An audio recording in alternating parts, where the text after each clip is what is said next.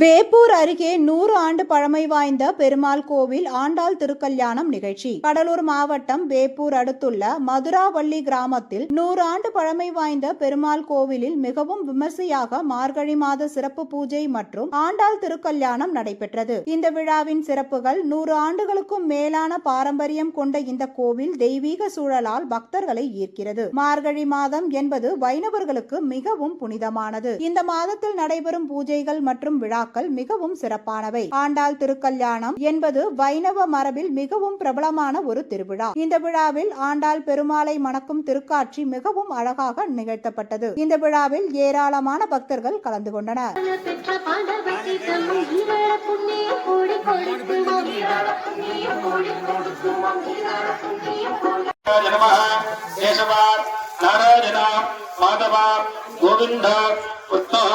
மதுசூதனா திரிவிக்ரமேர வீர சரத கவிரா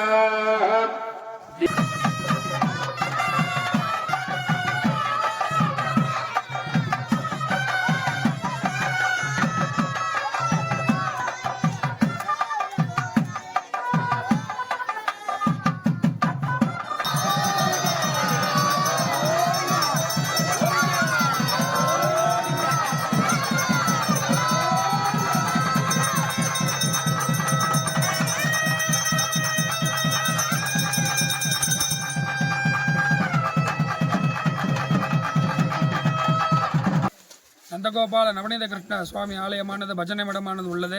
இங்கே மார்கழி மாதத்திலே தனுர் மாதத்திலே தினமும் பஜனை கோஷ்டியினரால் திருவிதி உலா பஜனை கோஷ்டியானது நடைபெறும்.